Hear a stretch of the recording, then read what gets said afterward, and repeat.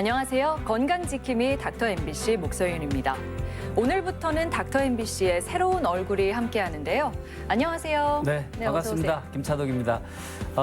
여러분의 건강지킴이 닥터 MBC를 통해서 저의 건강도 좀 챙기고요. 알차고 정확한 정보 이 시간 제대로 전달해 드리기 위해서 노력하겠습니다. 네, 앞으로 잘 부탁드리겠습니다. 네, 근데 항상 느끼는 거지만 김차동 씨는 쌍꺼풀이 참 예쁘세요. 짙어요. 아유, 고맙습니다. 그런 얘기 자주 듣는데요. 네. 은우님의 그 도움은 받은 게 아니고요. 네. 저희 부모님께서 주신 그야말로 자연산입니다. 갖고 태어나신 거군요. 생각합니다. 아, 그래요. 사실 겨울방학과 연말 연시를 맞아서 쌍꺼풀 수술 고민하는 분들 많으실 텐데요. 요즘엔 개인의 눈 모양이나 특징에 맞는 다양한 쌍꺼풀 수술법이 발달해서 자연스러운 모양으로 빠른 회복이 가능하다고 합니다. 그래서 오늘 이 시간에는 군산 파티마 의원 조상곤 원장과 함께 쌍꺼풀 수술에 대한 다양한 이야기 나눠보도록 하겠습니다. 작은 차이로 이미지 개선 효과가 큰 눈 성형. 그러나 다른 사람에게 효과가 좋다고 해서 내게도 꼭 맞는 건 아닙니다. 자신의 눈 모양과 필요성에 따라 성형 방법도 신중하게 선택을 해야 원하는 효과를 얻을 수 있는데요. 쌍꺼풀 수술의 종류와 방법에 대해서 의학 박사 조상곤 원장과 함께 자세히 알아보겠습니다. 안녕하세요. 네, 안녕하세요. 네, 우리가 보통 누군가의 얼굴을 볼 때 다른 부위 다 가리고 눈만 봐도 누군지 알 수 있잖아요. 네네. 그만큼 눈의 모양이 네. 얼굴에 차지하는 그 비중이 큰 거겠죠? 네, 그렇습니다. 요즘에 코로나 때문에 거의 모든 사람들이 마스크를 착용하고 있죠. 그렇죠. 그래서 눈, 코, 입 중에서 마스크를 착용하다 보면 코가 입이 가리고 오로지 눈만 보이는, 그래서 눈밖에 보여줄 수 없는 세상이라고 이렇게 말하고 있는데, 네. 우리가 마스크를 처음 착용할 때는 과연 마스크를 차리고 눈만 보고도 우리가 사람을 알아볼 수 있을까 이렇게 생각을 했었는데, 실제로 이렇게 생활하다 보니까 우리가 마스크 쓰고 눈만 봐도 누가 누군지를 구별할 수가 있겠죠. 네. 그래서 이렇게 눈은 어떤 사람을 특정 짓는데 아주 중요한 역할을 합니다. 그래서 눈이 어떻게 바뀌냐에 따라서 사람 인상이 바뀌고 이미지가 바뀔 수가 있겠습니다. 근데 그저 시작에 제 눈 쌍꺼풀 이쁘다고 말씀해 네네네. 주셔서 기분은 네. 좋은데요. 예쁘십니다. 사실 네. 예전 젊었을 때는 아주 선명하고 지금보다 더 이뻤던 것 같은데 네. 이게 이제 세월이 지나면서 두 겹 되고 세 겹 되고 그러면서 제가 생각하기는 이게 주름인지 쌍꺼풀인지 이럴 때도 있어요. 지금은 저 컨디션이 좋으니까 선명한데요. 또 특히 피곤할 때는 더욱 그렇더라고요. 이유가 네. 있을까요? 예. 그게 눈꺼풀에 생기는 주름이 지금 쌍꺼풀이냐 주름이냐 그게 문제인데요. 그 쌍꺼풀도 일종의 주름입니다. 눈꺼풀 위에 생기는 주름 중 일종의 쌍꺼풀이죠. 그런데 눈꺼풀에 생기는 주름 모두가 쌍꺼풀은 아닙니다. 쌍꺼풀이라는 것은 눈꺼풀에 생기는 주름 중에서도 눈 뜰 때 눈 뜨는 근육이 당겨서 생기는 주름. 그것을 쌍꺼풀이라고 말하고 있죠. 그래서 되게 그런 주름들은 건판. 그러니까 오늘 눈을 뒤집어 보면은 딱딱한 판이 있죠. 네. 딱딱한 판을 건판이라고 하는데 건판 위에 생기는 주름들. 되게 이것들이 쌍꺼풀입니다. 그리고 눈 뜰 때 눈 뜨는 근육과 관계없이 생기는 주름들. 이런 주름들은 우리가 말하는 그냥 주름들. 그것은 노화위에서 피부 탄력이 떨어지고 피부가 늘어나서 눈 뜰 때 밀려서 생기는 주름. 그렇게 볼 수 있습니다. 네. 그럼 나이가 들면서 결국 쌍꺼풀의 형태나 모양 이런 게 변하는 거잖아요. 네네. 그럼 쌍꺼풀 수술을 하는 적당한 나이라는 게 있을까요? 쌍꺼풀 수술에 특별히 몇 살이 해야 된다 이렇게 정해진 나이는 없습니다. 네. 그렇지만 쌍꺼풀 수술은 주로 미용 목적을 하는 수술, 그러니까 아름다워지기 위해서 하는 수술이기 때문에 수술 받으시는 분이 어떤 미에 대한 어떤 주관적인 생각이 확립된 이후에 하시는 게 바람직하겠고, 또 쌍꺼풀은 눈꺼풀에 하는 수술이죠. 네. 그래서 눈꺼풀이 회복적으로 완성된 나이, 그러니까 한 10대 중반 이후에 하는 것이 바람직하겠습니다. 반대로 너무 나이가 높은 경우, 이를테면 40대 중반 이후에 이런 경우에는 피부 탄력도 떨어지고 근육도 처지고 또 눈 뜨는 기능도 많이 저하가 됩니다. 이런 분들이 그냥 젊은 사람처럼 쌍꺼풀만 하면은 오히려 안 좋은 효과, 그러니까 인상이 사나워진다든지 이런 문제가 생길 수가 있습니다. 예. 그래서 이런 분들은 쌍꺼풀 이후에 부가적인 수술, 이를테면은 눈썹이 처지신 분들은 눈썹을 올려주는 수술을 하시고, 그다음에 눈 뜨는 근육 기능이 떨어진 분들은 눈 뜨는 근육 기능을 강화시키는 수술을 하시는 것이 더 좋은 인상을 유지할 수 있는 방법이 되겠습니다. 네, 상황에 따라서 쌍꺼풀 수술 외에 고려해야 될 부분이 있는 것 같은데요. 그 밖에 우리가 수술 전에 또 알아야 할 건 뭐가 있을까요? 네, 사람 얼굴이 천차만별이죠. 네. 천차만별이듯이 사람 얼굴에 대한 특징이 전부 다릅니다. 그래서 수술 전에 자기 특징에 맞는 얼굴 특징에 맞는 그런 수술 방법과 수술 모양을 찾아야 되겠습니다. 그래서 수술 전에 자기 눈 모양에 맞는 그러니까 자기 눈썹과 속눈썹과의 거리는 얼마나 되는지 또 양쪽 눈은 차이는 없는지 또 눈 떴다 감았을 때의 차이는 없는지 이런 것들을 관찰해가지고 쌍꺼풀의 크기는 어느 정도 해야 될 것인지 그다음에 쌍꺼풀이 시작하는 기울기는 어느 정도 잡아야 될 것인지 이것은 결정하고 쌍꺼풀 모양을 생각해야 됩니다. 또 쌍꺼풀 모양을 생각한 다음에 이것이 우리 눈, 코, 입과 조화를 이룰 것인지 또 인상에는 어떤 변화를 줄 것인지를 충분히 생각해야 됩니다. 흔히들 뭐 누구 쌍꺼풀이 이쁘니까 이렇게 해주세요 이런 경우가 많이 있는데 이것은 바람직하지 않습니다. 근데 요즘은요 이렇게 수술 후에 바로 이렇게 자연스럽게 티도 안 나고요. 붓기도 없고 뭐 그런 경우인데 근데 또 그렇게 수술하면 금방 또 풀린다. 뭐 그런 얘기도 있고 네네. 어떤 방법이 있을까요? 네, 쌍꺼풀 수술 방법이 여러 가지가 있는데요. 그냥 방법을 나누는 방법은 피부를 절개하느냐, 절개하지 않느냐에 따라서 방법을 많이 나눕니다. 네. 그래서 피부를 절개 여부에 따라서 절개하지 않는 방법을 매몰법, 절개하는 방법을 뭐 절개법 이렇게 하고 또 가운데는 뭐 부분 절개 이렇게 나누기도 합니다. 그런데 뭐 대부분 많은 사람들이 뭐 어떤 방법 할 것인가 이걸 고민하는 분들이 많이 계십니다. 네. 그런데 수술은 각기 방법마다 장점과 단점이 있습니다. 그리고 환자분 얼굴마다 좀 다르죠. 그래서 어떤 특정한 방법이 어떤 분에게 좋다 이렇게 말씀드리는 곤란하고 하지만 분명한 사실은 하나가 있는데 수술 전에 눈이 길고 시원하신 분들 네. 그리고 눈꺼풀이 얇은 분들 이런 분들이 수술에 만족도가 높습니다. 거꾸로 눈 길이가 짧고 눈꺼풀이 두툼하신 분들 있죠. 네. 이런 분들은 수술하기도 힘들고 수술하고 나서도 만족도가 좀 떨어지는 게 사실입니다. 아, 그래요. 저는 오히려 그런 분들이 이 수술 후에 더욱 변화가 극대화돼서 더 만족도가 높을 거라고 생각했는데 그렇지 않은가 보네요. 네. 수술이 좀 다른 수술이 많이 추가가 돼야 되겠죠. 딱 쌍꺼풀 수술만 하는 것이 아니고. 네네. 네. 뭐 앞서 크게 매몰법 그리고 절개법이 있다고 하셨는데 아무래도 절개법은 이제 피부를 자르는 거다 보니까 좀 더 회복 기간이 오래 지속될 것 같아요. 네. 그러면 쌍꺼풀이 필요한데 좀 눈두덩이가 두꺼운 분들 있잖아요. 네네. 이런 분들은 꼭 절개를 해야 하나요? 그렇습니다. 눈두덩이가 두꺼운 원인이 크게 두 가지로 볼 수 있어요. 우리 눈꺼풀을 구성하는 지방이 두 가지가 있는데 네. 하나는 눈꺼풀 피부 바로 밑에 깔려 있는 지방이 있습니다. 네. 흔히들 뭐 떡지방이 있다고 하죠.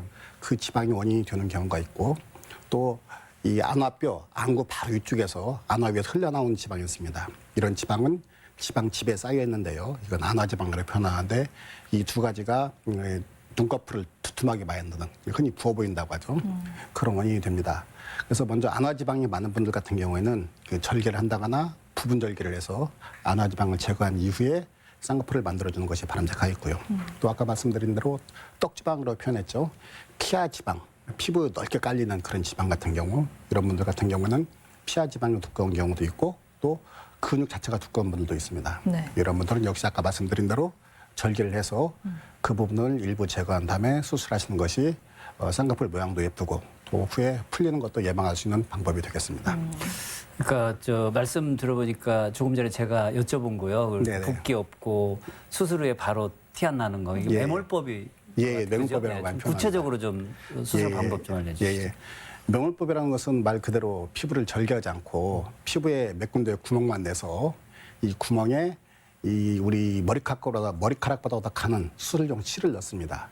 실을 넣어가지고 이 우리 피부와 눈뜨는 근육 사이를 연결해주는 그런 수술 방법입니다. 그래서 수술 후 그 실을 연속적으로 사용할 수도 있는데 연속적으로 사용하는 방법을 요즘에 뭐 단매듭 연속봉합법 이렇게 표현한 경우도 있고요.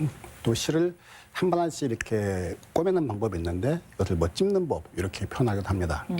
그런데 이렇게 아까 말씀드린 대로 매몰법 같은 경우에는 절개를 하지 않기 때문에 네. 피부가 얇은 분이라든지 눈에 지방이 적은 분이라든지 피부가 처지지 않은 분들 이런 분들에 적합하고요. 또 피부를 절개하지 않기 때문에 부기가 적겠죠. 또 흉 걱정이 없고요. 또 수술하고 나서 나 이거 마음이 변했어, 쌍꺼풀 풀고 싶어 할 때 바로 풀 수 있는 그런 좋은 장점이 있습니다. 그러면 풀면 그 실을 풀면 바로 또 없어져요? 그렇죠. 실을 풀면서 유착을 제거해야 되겠죠. 그러면은 쌍꺼풀이 없어질 수 있습니다. 네. 또 이게 쌍꺼풀의 단점은, 매몰법의 단점은 또 뭐냐면은 절개를 하지 않으니까 편한 대신에 이것이 이 유착이 약하게 생깁니다. 그래서 라인이 변한다든지 쉽게 풀어지는 그런 단점이 있습니다. 네. 그럼 반면에 절개법은요? 절개법은 이제 말 그대로 피부를 절개해서 네. 남는 피부를 잘라내고 지방 제거하고 근육을 제거해서, 그래서 이제 눈 뜨는 근육과 피부를 유착시켜주는 그런 방법입니다.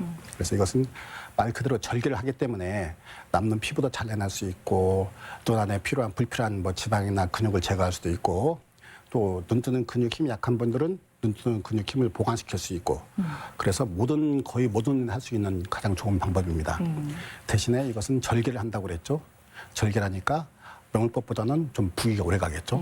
그리고 좀 자연스러워지는데 좀 시간이 걸리는 단점이 있습니다. 네. 그럼에도 불구하고 절개법은 시간이 지나더라도 변하지 않는 확실한 라인을 만들 수 있기 때문에 지금 거의 쌍꺼풀은 절개법을 이용해서 하고 있습니다. 아, 그렇군요. 네, 보면 부분 절개법도 있던데 이건 그럼 뭐 매몰법, 절개법을 둘 다 같이 하는 방법인가요? 예, 맞습니다. 네. 예. 부분절개법을 흔히 뭐 퀵쌍꺼풀이라고 이렇게 부르는 사람도 있고 그런데요. 부분절개법이라는 것은 피부에 한 군데를 절개하든지 아는 작은 절개선 몇 개를 만듭니다. 그래서 거기에서 불쾌한 지방을 뽑아내고, 그다음에 매몰법처럼 실을 이용해서 쌍꺼풀을 만들기도 하고, 아니면은 절개선을 통해서 유착을 생기게 만듭니다. 그렇게 해서 쌍꺼풀을 만드는 게 부분절개인데요. 역시 부분절개는 말 그대로 전부 절개를 하지 않고 부분적으로 절개하기 때문에 피부가 늘어진 부위들이라든지, 아니면은 뭐 아까 말씀드린 피하 지방이 넓게 깔려 있는 분들 같은 거, 네. 또 눈 뜨는 근육 힘이 약한 분들, 이런 분들은 부분 절개를 할 수가 없겠죠. 대신에 이것은 절개선이 아주 적기 때문에 흉터에 대한 걱정이 없고, 또 매몰법은 잘 풀린다고 그랬죠. 네. 잘 풀리는 일도 적은 그런 방법이 되겠습니다. 근데 요즘 용어가 워낙 다양해서요. 보니까 자연유착 쌍꺼풀이라는 것도 있던데 이건 어떤 방법인가요? 네, 이것은 어떻게 생각하면 매몰법이라고 볼 수도 있고, 어떻게 생각하면 부분절개라고도 볼 수 있는데요. 우리가 매몰법은 실의 힘을 이용해서, 피부에 구멍을 뚫어서 실의 힘을 이용해서 쌍꺼풀을 만들어주는 거라고 그랬죠. 네. 자연유착법은 이 실이 들어간 자리에 일부러 구멍을 또 많이 만들든지, 아니면 일부러 그 자리에 조직을 좀 제거해서 유착을 좀 강화시켜준다는 그런 개념입니다. 이 자연유착이라는 용어가 적절한 용어인지는 모르겠습니다만은 어떤 쌍꺼풀이든지 간에 유착이 생기지 않고선 쌍꺼풀이 되지 않습니다.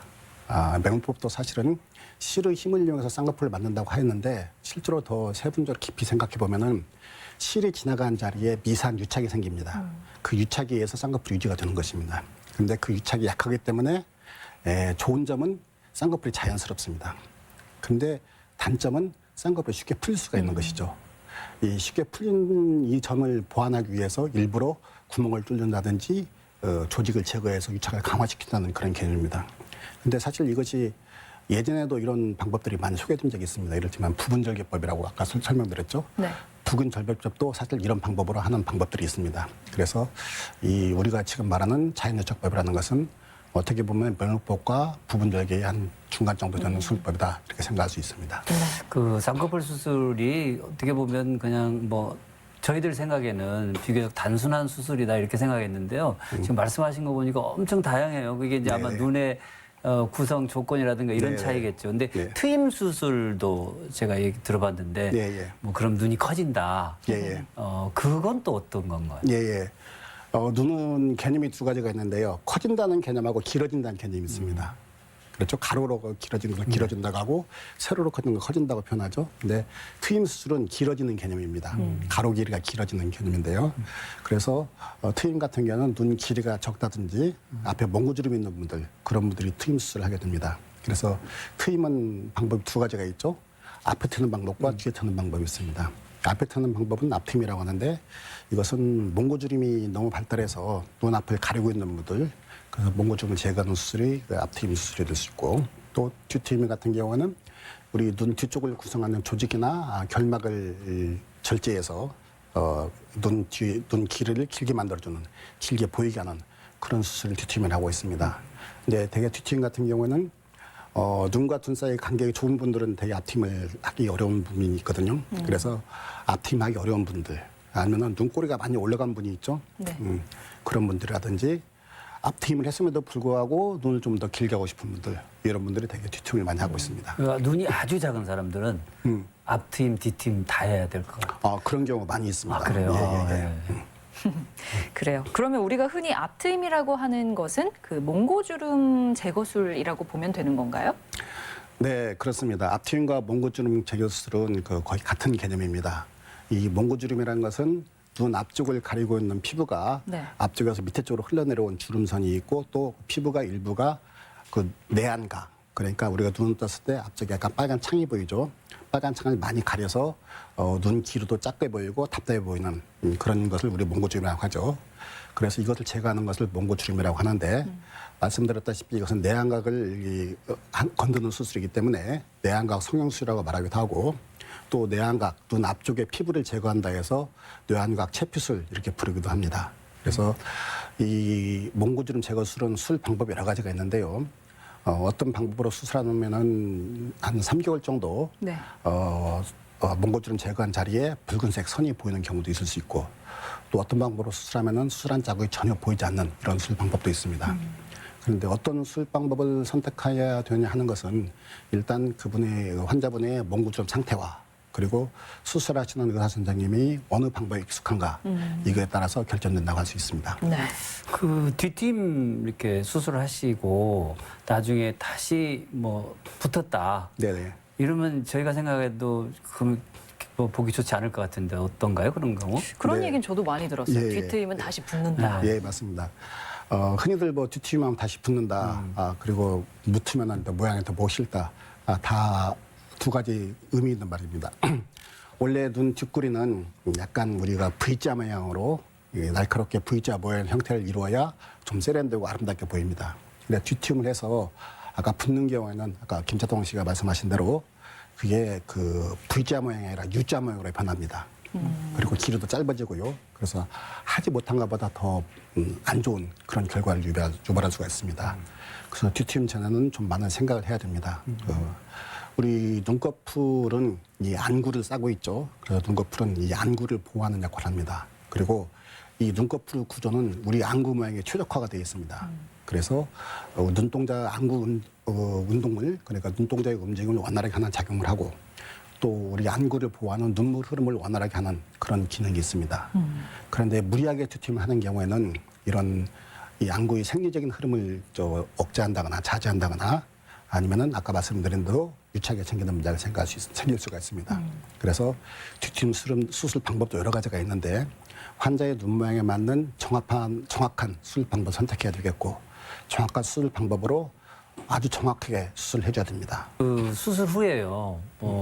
눈이 잘 안 감긴다. 뭐 어떤 경우는 극단적이긴 하지만 자는데 눈을 뜨고 잔다. 뭐 이런 경우는 수술 부작용으로 봐야 될까요? 네, 그렇습니다. 그 쌍꺼풀 부작용, 쌍꺼풀의 부작용일 수도 있고, 쌍꺼풀 수술 과정에서 이렇게 할 수 있는 눈매 교정에 또 부작용이 될 수도 있습니다. 쌍꺼풀 수술의 부작용 중에서 가장 그 가슴 아픈 부작용이 있는데, 수술하고 나서 마음에 들지 않는다는 거. 그래서 이 수술한 의사 입장에서도 가슴이 아프고, 수술받은 환자 입장에서도 가슴이 아픕니다. 아무래도 미용 관련 그렇습니다. 수술이니까요. 네. 네. 그런데 되게 이렇게 가슴 아픈 일은 되게 20대 초반 이하의 젊은 그런 사람들, 그런 환자들이 많은데, 특히 이런 분들의 특징은 수술하기 전에 수술에 대한 레시피를 다 만들어 가지고 옵니다. 이를테면 뭐 저는 매몰볼 해주시고요, 앞팀은 이렇게 해주시고요, 쌍꺼풀 크기는 이렇게 해주시고요, 그렇게 요구하시는 분들이 있습니다. 그만큼 기대가 크다는 거죠. 그렇죠. 또 이런 분들은 수술하고 나서 또 실망이 큽니다. 그래서 이런 그 수술 후에 그 마음에 들지 않는 이런 일을 예방하기 위해서는 수술 전에 충분한 상담할 때 귀를 열어놓고 상담해야 됩니다.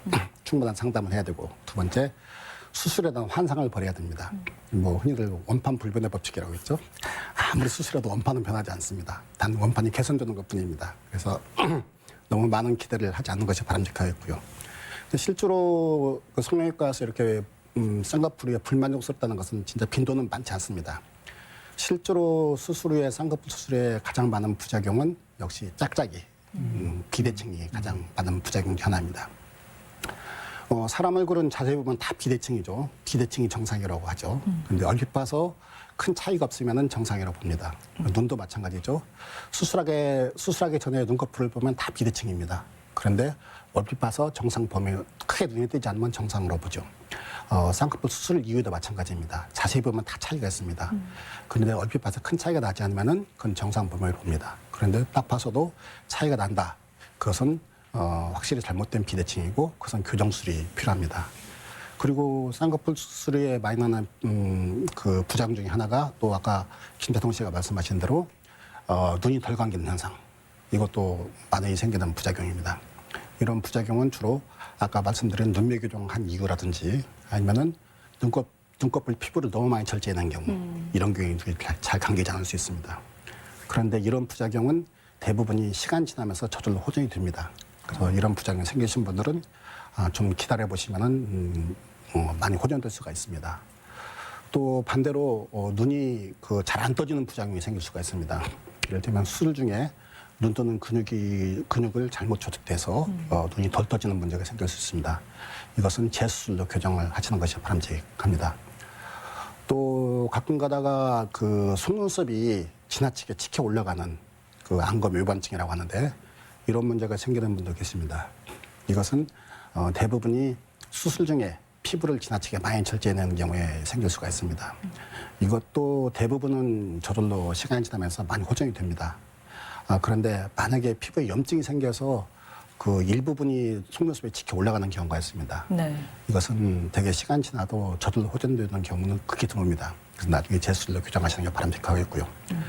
또 흔히들 뭐 젊은 친구들이 많이 말하는 그런 게 있는데 쌍꺼풀이 풀리는 것만 너무 의식해서 유착을 너무 강하게 시켜버리면은 이 쌍꺼풀 아래쪽에 뿔룩해지는 그냥 인형 눈처럼 되는 현상이 생깁니다.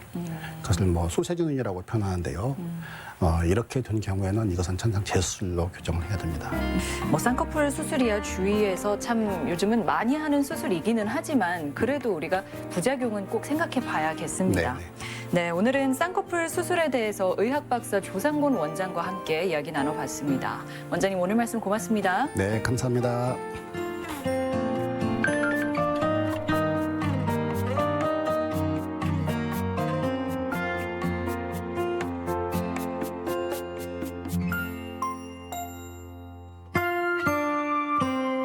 김재동 씨는 뭐 워낙 평소에 관리를 잘 하시니까 새해가 됐다고 따로 계획하고 이런 건 없으시죠? 아니에요. 있으세요? 나이 들어갈수록 네. 챙겨야 될 게 많고 우선 이 식탐이 많아서요. 좀 먹는 걸 좀 줄이고 운동은 좀 꾸준히 하고 네. 그다음에 스트레스 관리 이게 굉장히 중요한 것도 이 세 가지는 꼭 지켜야 되고 네.